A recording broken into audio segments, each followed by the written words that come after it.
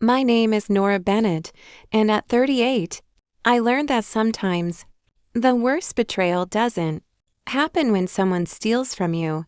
It happens when they convince everyone they saved you. For 12 years, I worked in disaster zones where people fought every day just to stay alive. I had stitched together earthquake victims in Turkey, treated children after typhoons in the Philippines, and spent months aboard humanitarian hospital ships that floated between islands no tourists had ever heard of. My life wasn't glamorous. It was exhausting. Every mission meant another birthday missed, another Christmas spent thousands of miles from home, another relationship that quietly ended because I was never around long enough to build one. People always asked why I never settled down. The truth was simple. I already had a family depending on me. My grandfather, Arthur Bennett, had raised me after my parents died in a boating accident when I was 11. He wasn't wealthy. He wasn't powerful. He owned a tiny fishing resort on Blackwater Island, a forgotten strip of land off the Washington coast where fog rolled. Across the ocean, almost every morning, 7 weather-beaten cabins, a wooden dock held together by fresh nails every spring, a lighthouse that hadn't guided ships in decades, and one stubborn old man who refused every offer to sell it. Developers had been trying to buy that island for years. Every summer, another expensive yacht would appear offshore. Every fall, another businessman would arrive carrying briefcases and promises. They're offering millions, Arthur. You deserve to retire. You've worked hard enough. Grandpa always smiled politely before answering. Money can replace land, but it can't replace history. None of us ever understood what he meant, especially my younger sister Claire. Claire was 4 years younger than me, charming enough to make strangers trust her within minutes. While I inherited Grandpa's quiet nature, Claire inherited our mother's gift for persuasion. She could walk into a room full of angry people and leave with 3 new friends. Growing up, that made life easier.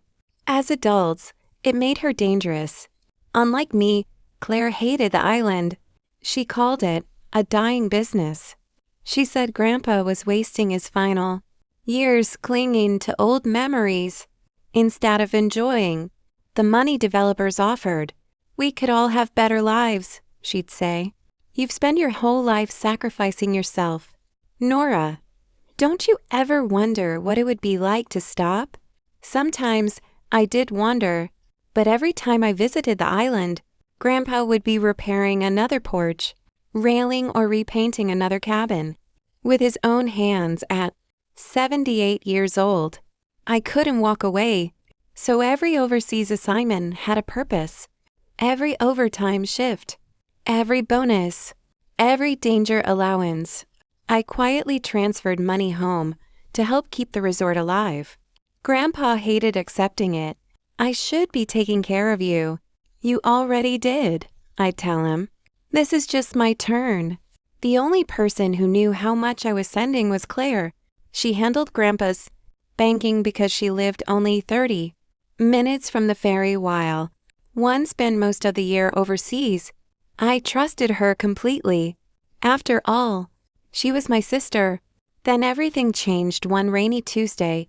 I was finishing a 12-hour trauma shift aboard a hospital ship anchored near Indonesia when my satellite phone rang. The caller ID showed Claire. I answered with a smile. Instead of hearing her usual cheerful voice, I heard crying, real crying. Nora, you have to come home. It's Grandpa. My entire body went cold. What happened? He collapsed at the marina. The doctors don't know if he'll wake up. I don't remember packing. I don't remember saying goodbye to anyone. Within 6 hours, I was on 3 connecting flights headed back to Seattle. For the next 2 weeks, I barely left Grandpa's hospital room. Machines breathed beside him. Monitors beeped endlessly. Doctors spoke in cautious sentences. He survived the stroke. The swelling has to go down. We have to wait. Waiting became my whole world. Claire handled everything outside the hospital. Insurance, bills, phone calls, the resort. Every morning, she'd bring me fresh coffee and smile reassuringly. "Don't worry about the island. I've got everything under control." I thanked her every single day. Looking back, that was exactly what she wanted, because while I was holding Grandpa's hand in intensive care, someone else was holding the keys to our family's future, and I had absolutely no idea what was happening across the water. 2 weeks later, Grandpa finally opened his eyes. But instead of asking for me, he whispered 4 mysterious words that would expose the biggest lie our family had ever believed. "Go to cabin 7. Grandpa's lips barely moved. The nurse leaned closer, thinking he was asking for water. I leaned in too, my hand wrapped around his weathered fingers. His eyes struggled to focus. Then, in a voice so weak I almost missed it, he whispered, "Go to cabin 7. His breathing grew heavier. I squeezed his hand. "Grandpa?" He tried to say something else. Nothing came out. His eyes drifted shut again as the monitor settled into its steady rhythm. The doctors quickly ushered everyone outside while they checked him over. "He needs to rest," one of them said. The fact that he spoke at all is encouraging. Encouraging. That wasn't the word running through my head. Cabin 7. Of all the things he could have asked about, his health, the resort, Claire, or even whether I had made it home, he chose cabin 7. Why? Claire found me sitting alone in the hallway an hour later. "You look exhausted," she said softly, handing me another cup of coffee. I nodded. "He said something." Her eyebrows lifted. "What?" "He told me to go to cabin 7. For just a fraction of a second. Her smile disappeared. It was gone almost instantly. If I had blinked, I would have missed it. "Oh, Nora." "He's confused." The stroke probably mixed up old memories. I steadied her face. "You really think so?" "Of course." She shrugged casually. "Cabin 7 has been empty for years. Remember? Roof leaks. Broken plumbing. The last guests complained about rats." Her explanation sounded reasonable, maybe too reasonable. Still, I let it go, because I wanted to believe her. 3 days later, Grandpa was transferred out of intensive care. He still couldn't speak clearly. His right side remained weak. The doctors warned us recovery would be slow, very slow. While they discussed rehabilitation plans, Claire insisted we drive out to the island. "What do you mean?" "I've been cleaning the place up. For Grandpa." I smiled. That sounded like my sister. Maybe I'd been imagining the strange look in the hospital. Maybe stress was making me suspicious. The ferry ride took 40 minutes. As Blackwater Island peered through the morning fog, memories flooded back. Fishing with Grandpa before sunrise. Watching seals chase salmon near the dock. Painting cabin. 3 every summer, because tourists always chose the blue cabin first. It still felt like home. Until we docked. I knew something was wrong before my feet even touched the pier. The old wooden welcome sign was gone. The flower boxes my grandmother planted decades earlier had disappeared. Fresh tire tracks covered the gravel road. Heavy machinery. Construction equipment. Claire noticed me staring. "Oh, I forgot to mention." "What?" "They're doing a little cleanup." My stomach tightened. "Who is?" She looked away. "The new owners." For a second, I honestly thought I'd misheard her. What?" She took a slow breath. "I sold the resort." The world stopped. "You what?" It was the only practical choice. I stared at her. No, this wasn't happening. "You sold Grandpa's island?" He was unconscious. He couldn't even sign paperwork. Claire folded her arms. "He already agreed before the stroke." "No." "Yes." "No, he didn't." "You weren't here." "I was." Her voice stayed calm, almost rehearsed. "The developers made an incredible offer. Nearly $14 million. Grandpa finally realized keeping the island made no sense. Every word felt impossible. No, he would never sell. He promised. She sighed. You've been gone for 12 years, Nora. You remember the island. I've been the one keeping it alive. The words stung, because there was enough truth in them to hurt. She had lived nearby. She had handled the paperwork. She had driven Grandpa to appointments. I had been halfway around the world. But something still felt wrong, deeply wrong. If he agreed, where's the contract? I'll show you. She opened her leather folder. Inside was a thick stack of papers. Purchase agreements, closing documents, bank transfers. Everything looked official. Every page carried Grandpa's signature. I stared at them in disbelief. His handwriting, his initials, everything looked real. Yet, I knew, absolutely knew. He hadn't signed them, not willingly, not the man who refused millions for 30 years. Claire gently closed the folder. It's done. The money has already been transferred. You should try to accept it. I couldn't answer. Instead, I walked toward the beach. The 7 cabins still stood, but bright orange survey flags surrounded them. Workers measured foundations. Bulldozers waiting near the trees. Then I noticed something else, Cabin 7. Unlike every other cabin, it had bright yellow caution tape wrapped around it. No workers nearby. No equipment. No one touching it. Almost as if someone had ordered everyone to stay away. I turned back toward Claire. Why is Cabin 7 closed? She hesitated. Only for a second. The floor isn't safe. They're tearing it down last. Then she quickly changed the subject. We should head back before the ferry leaves. But I wasn't listening anymore. Because an elderly man wearing an old Coast Guard jacket had been standing quietly near the dock, watching our conversation from a distance. The moment our eyes met, he removed his cap, walked toward me, and said something that made every hair on my arm stand up. I knew your grandfather would send you. Then he glanced toward Cabin 7, lowered his voice, and whispered, Whatever your sister told you, don't let anyone dig under that cabin. The old Coast Guard captain claimed something had been hidden beneath. Cabin 7 since 1944, and, according to him, the developers had unknowingly bought the one piece of land they could never legally own. The old Coast Guard captain waited until Claire walked back toward her SUV before speaking again.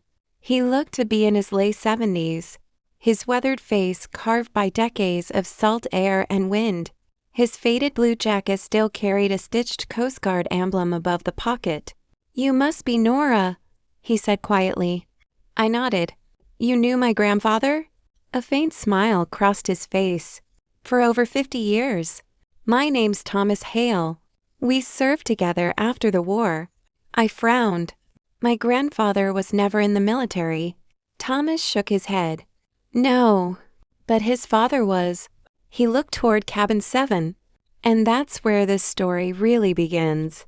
We walked down the beach until Claire disappeared from view. The tide was rolling in, and gulls circled above the old lighthouse. Thomas stopped beside an enormous driftwood log. Your grandfather ever tell you bedtime stories?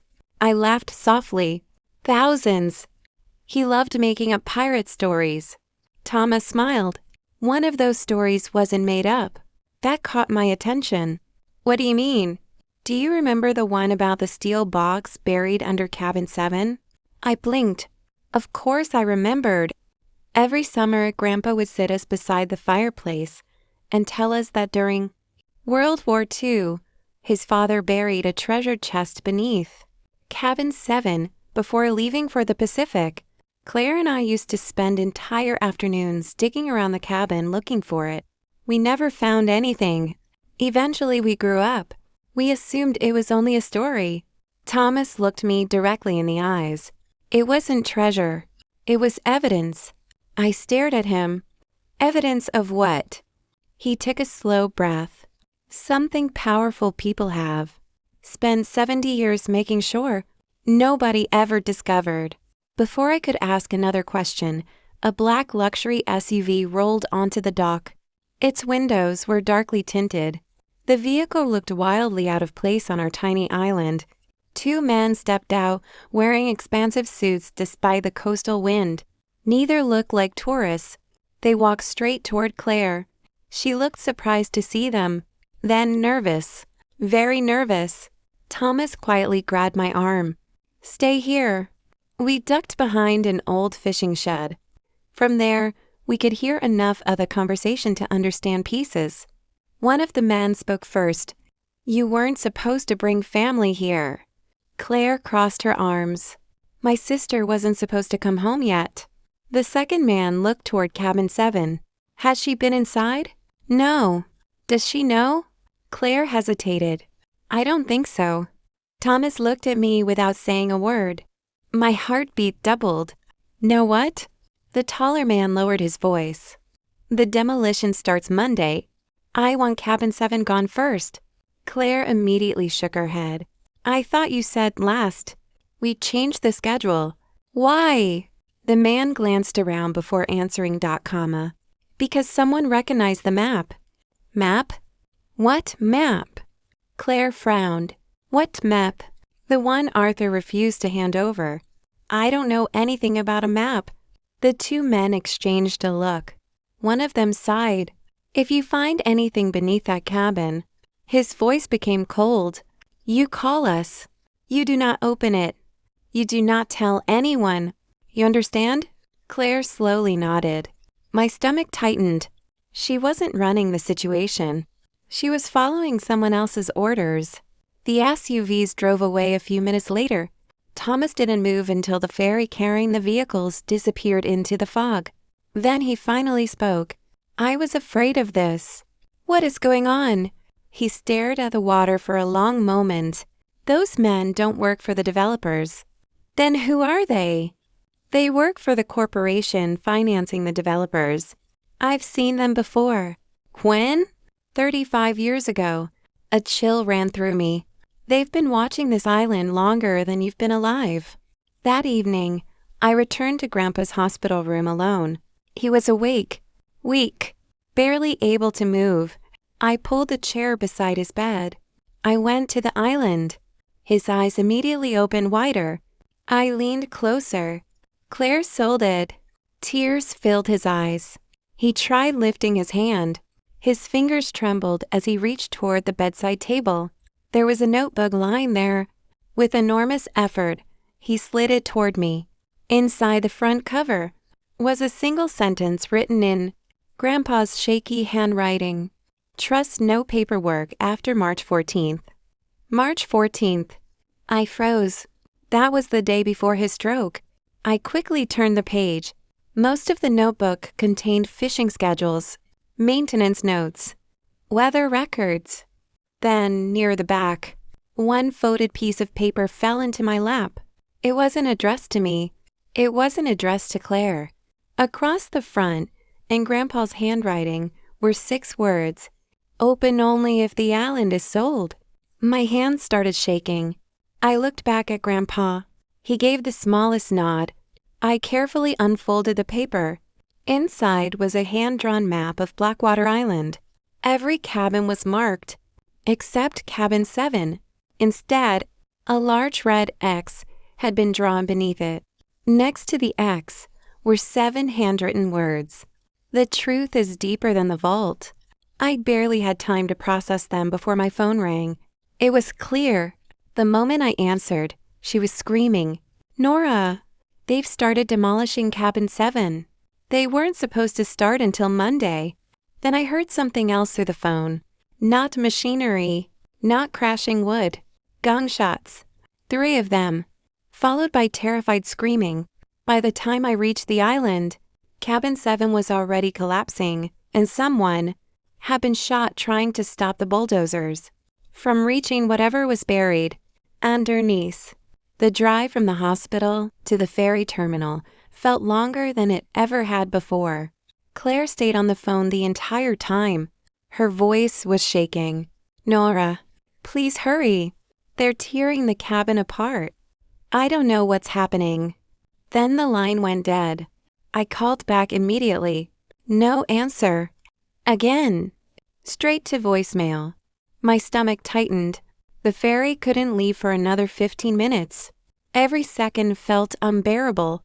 By the time I reached Blackwater Island, smoke was drifting into the afternoon sky. Not thick black smoke. Gray dust. The kind that rises when old buildings are ripped apart. I jumped from the ferry before it had fully docked.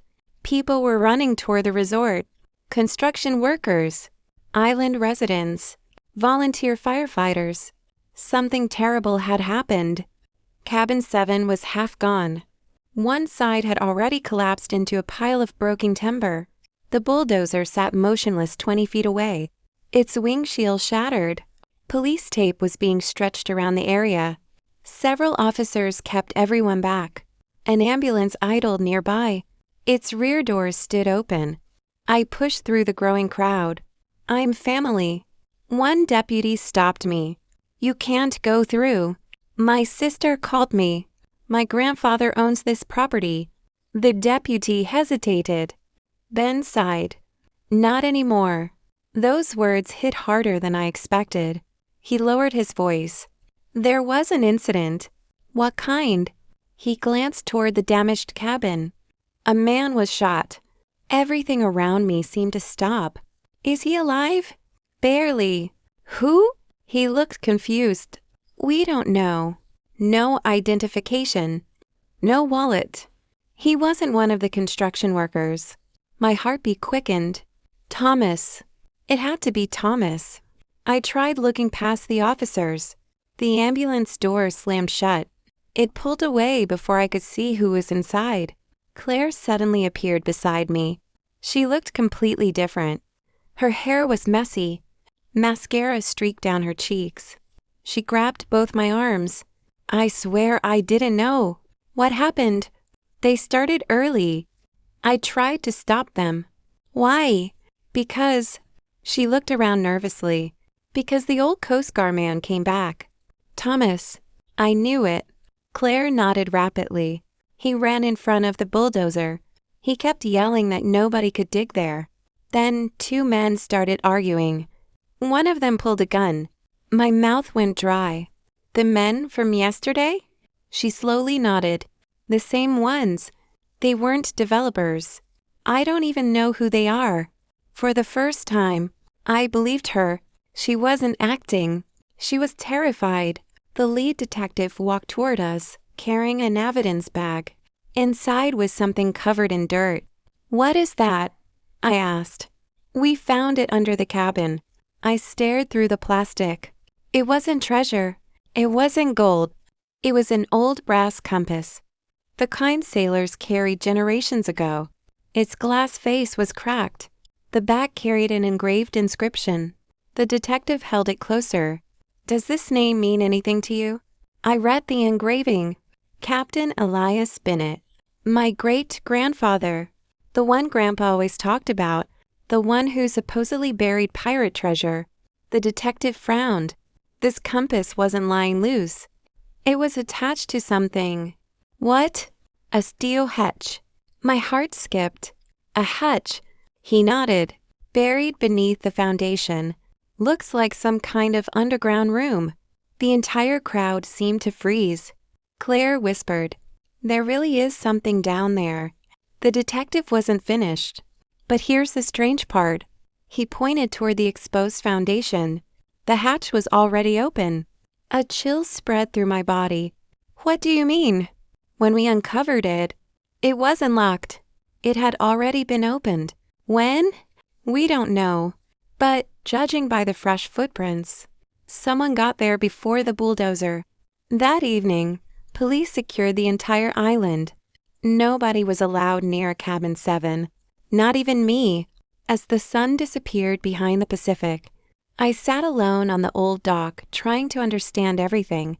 Claire quietly walked over. She looked exhausted. I need to tell you something.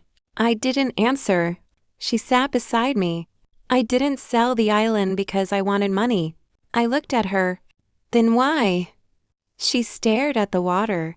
6 months ago, someone threatened me. Every muscle in my body tensed. What? They knew everything. Our debts, my business, my mortgage. They offered enough money to fix my life. And when I hesitated, they told me accidents happen on isolated islands. I stared at her. They threatened you? She nodded through tears. They said all they wanted was cabin 7. They didn't care about the rest of the resort. My blood ran cold. Everything suddenly made sense. The rushed sale, the fake urgency, the strange men, the demolition schedule. This had never been about luxury villas. The island was only a cover. Cabin 7 had always been the real target. Just then, my phone vibrated. An unknown number. I answered cautiously. A weak voice whispered, "Nora?" It was Thomas. He was alive. Barely. "They've already taken it," he whispered. "They found the first vault." I stood up so quickly, the dock creaked beneath me. "The first vault?" Thomas coughed painfully. "There are 2. S." The line went silent. Everyone had been fighting over the vault beneath. Cabin 7, but Grandpa's oldest friend had just revealed an unbelievable truth. It wasn't the only one. And the second vault contained something far more dangerous than anyone had imagined. The first vault. Those 3 words echoed in my head all night. Not the vault. The first vault. That meant everything Grandpa had hinted at, every bedtime story, every warning, every refusal to sell the island, had only been part of the truth. By sunrise, I was back at the hospital. Thomas Hale had survived surgery. The bullet had passed through his shoulder, and the doctors expected him to recover. But they allowed me only 10 minutes with him. He looked pale, yet the moment he saw me, he motioned for the nurse to close the door. "They're listening," he whispered. I looked around the room. "No one's here." Thomas managed a weak smile. "They don't need to be." His eyes drifted toward the television mounted in the corner, then toward the window. People with that kind of money never stop watching. I pulled my chair closer. "You said there are 2 vaults." He nodded. "The men who shot me found the first one." "What was inside?" "Old journals, navigation charts, military correspondence." I frowned. "That's what they wanted?" "No. They were disappointed because they were looking for something else." "What?" Thomas slowly reached beneath his hospital blanket and handed me a small brass key. It was old, heavy. Its surface was worn smooth from decades of handling. "This opens the second vault." I stared at it. "Where is it?" He smiled faintly. "If I'd known, I wouldn't have spent 30 years searching." When I left the hospital, my phone rang. It was Detective Morgan. "We need you back on the island." "What happened?" "We found something." Police had expanded the excavation around Cabin 7. The first underground chamber had been emptied before officers arrived. Only broken shelves and scattered papers remained. Whoever entered first had taken nearly everything, but not everything. The detective led me underground. The air smelled damp and ancient. Concrete walls surrounded a surprisingly large room. Rusted filing cabinets lined one side. Most had been forced open. Then he pointed toward the far wall. "There." At first, I didn't notice it. Then I saw the outline. Another steel door, hidden behind shelving, completely untouched. My heart raced. "The second vault." The detective nodded. "We think so. But there's a problem." "What?" "No key." Without saying a word, I reached into my pocket. Thomas's brass key felt cold in my hand. The detective looked at it. "Where did you get that?" "I think Grandpa wanted me to have it." He studied me for a long moment, then stepped aside. "Go ahead." The key slid into the lock perfectly. For one terrifying second, nothing happened. Then, CLICK, the massive steel door slowly swung inward. Everyone expected treasure, gold, cash, jewelry.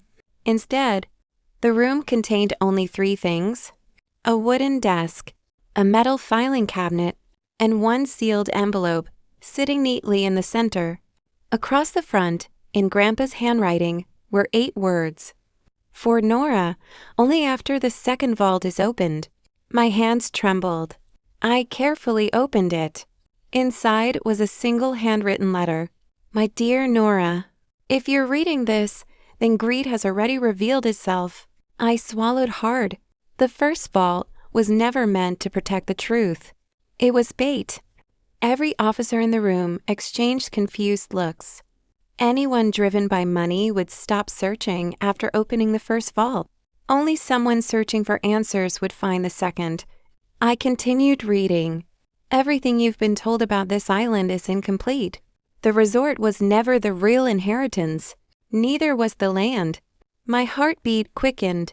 The true inheritance is hidden in the final document inside the filing cabinet.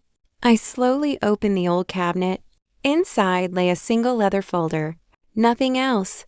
I carried it to the desk, opened it. The first page stole the air from my lungs. Last will and testament of Elias Bennett, my great-grandfather. Dated Etil Salil. Perfectly preserved. Attached behind it were dozens of original land deeds, maps, government correspondence, everything legally proving that Blackwater Island wasn't just one island. It included ownership, rights to nearly 15 miles of untouched coastline. The government had mistakenly transferred decades earlier. The land alone was worth hundreds of millions of dollars. The corporation hadn't been trying to buy a resort. They'd been trying to erase the paperwork before anyone discovered the mistake. Suddenly, every piece fit together. The threats, the forged sale, the demolition, the shooting. This had never been about development. It had been about destroying evidence before someone inherited an empire hidden inside forgotten documents. Then Detective Morgan quietly flipped to the final page. His expression changed instantly. Nora? What? He turned the document toward me. At the bottom, under Grandpa Arthur Bennett's signature, was a handwritten amendment added only 6 months earlier. My eyes widened, because the inheritance wasn't left to me. It wasn't left to Claire.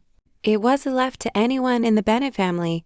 It had all been transferred to a name I had never seen before. The final will revealed that Grandpa has secretly left the entire island and everything hidden beneath. It to a complete stranger. And when that stranger walked down to the island the next morning, Claire whispers 6 words that changed everything. I know exactly who she is.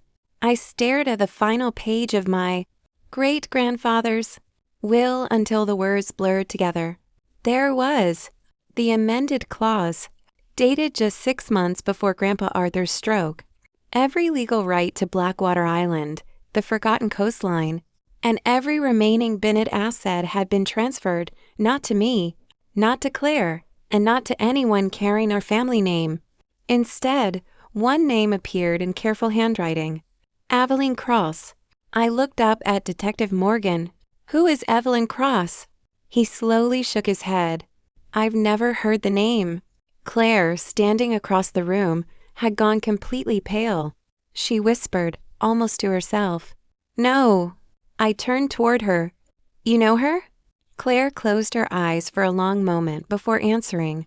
I think I do. We drove back to the mainland in complete silence.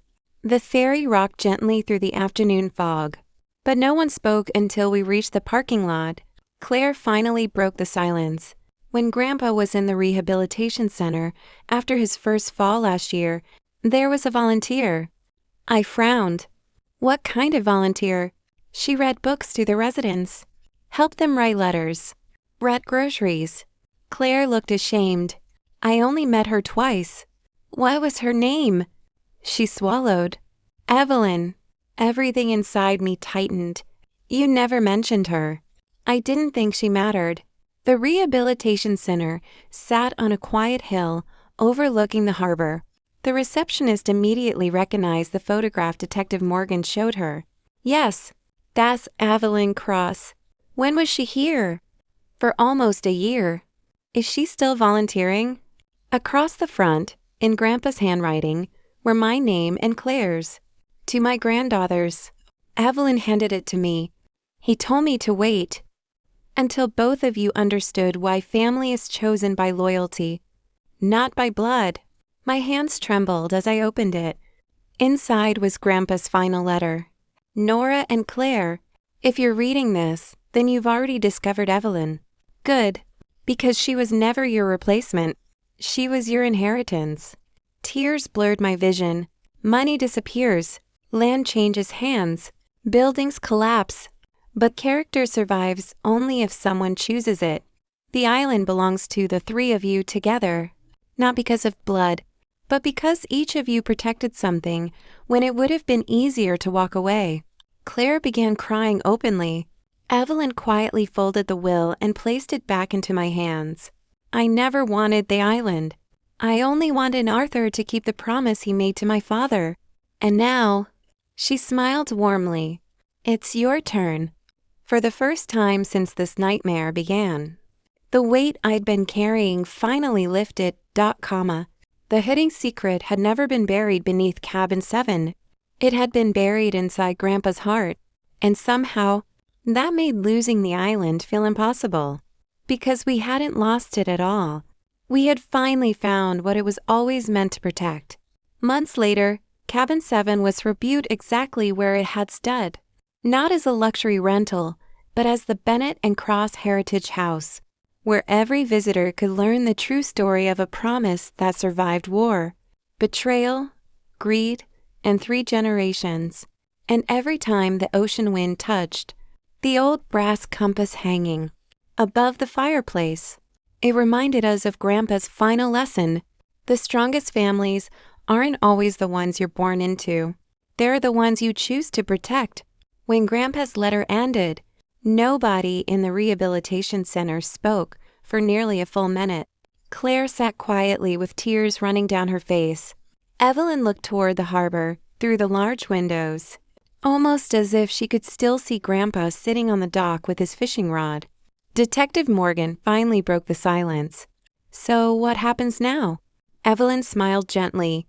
Now, we finish what Arthur wanted. 2 weeks later, Blackwater Island became the busiest place on the Oregon coast, not because of tourists, because of investigators. The state land office, county prosecutors, federal agents, surveyors, environmental officials. Every agency that had ignored the island for decades suddenly wanted answers. The documents hidden inside the second vault changed everything. The corporation that tried buying the island wasn't simply a development company. It was a shell corporation. Behind it stood a wealthy investment group that had quietly purchased coastal properties all over the Northwest. Whenever historical ownership records disappeared, they claimed abandoned land. Whenever elderly owners died, they appeared with perfectly prepared contracts. And according to Grandpa's files, Blackwater Island wasn't their first target. It was simply the one where they finally failed. One by one, everything unraveled. The forged contracts, the fake environmental reports, the bribed surveyors, the missing property maps. Federal investigators traced millions of dollars through offshore accounts. Several executives resigned within days. 3 were arrested before the month ended. News helicopters circled the island for nearly a week. Reporters called it ****, the Blackwater land fraud case, ****. To everyone else, it was breaking news. To me, it was simply Grandpa finally telling the truth. Claire surprised me most.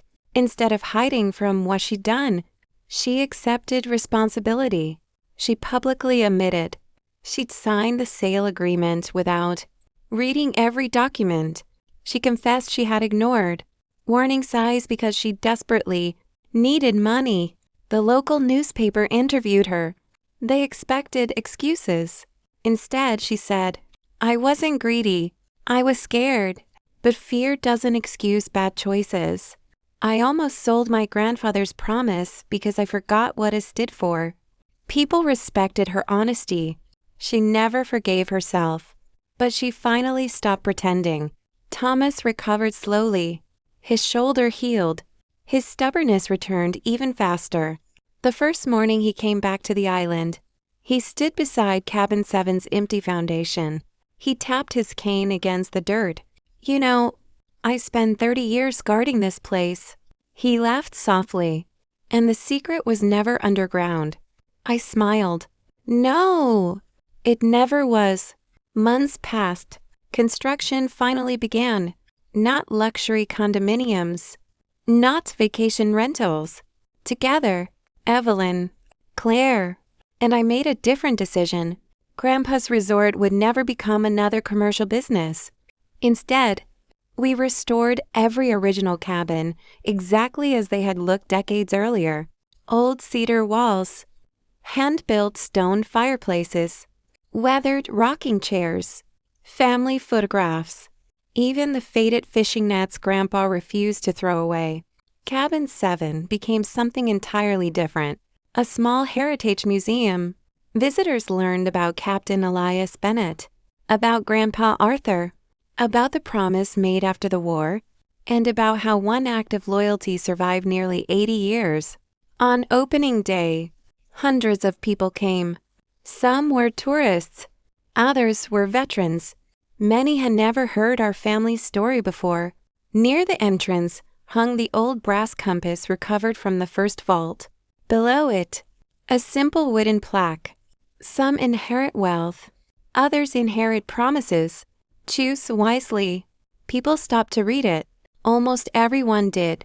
Late that afternoon, after the crowds disappeared, the four of us sat on the bluff overlooking the Pacific. Claire handed Evelyn a small wrapped package. Inside was Grandpa's favorite fishing watch. "I think he wanted you to have this." Evelyn smiled through tears. "I already have everything he ever gave me." "What?" "The chance to belong." None of us spoke after that. We simply watched the waves. As the sun began to disappear, Detective Morgan walked toward us, carrying one final envelope. It finally cleared probate. He handed it to me. Inside was a cashier's check. The corporation had agreed to a massive settlement. Rather than face years of litigation, enough money to restore every building on the island. Enough to preserve the coastline forever. Claire looked at the amount and quietly laughed. They spent millions trying to steal this place, and ended up paying to save it. I photoed the check. That's not the best part. What is? I looked toward Cabin 7. The best part is that Grandpa won. A year later, every anniversary of Grandpa's birthday, the island closed to visitors. Only family remained. We cooked together. We laughed. Thomas always insisted on grilling. Claire somehow still burned dessert. Evelyn always brought fresh flowers to Grandpa's favorite bench. Before dinner, we walked together to Cabin 7, not to remember the betrayal, not to remember the investigation, but to remember why none of it succeeded. Because one man believed promises mattered more than property. Before leaving, I looked one last time at the brass compass hanging above the fireplace.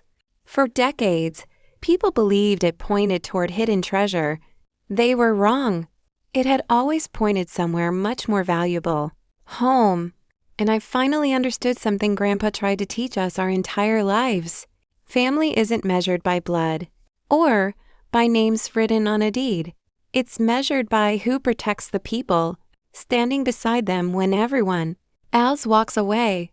That was the real inheritance, and unlike land, no one could ever steal it again.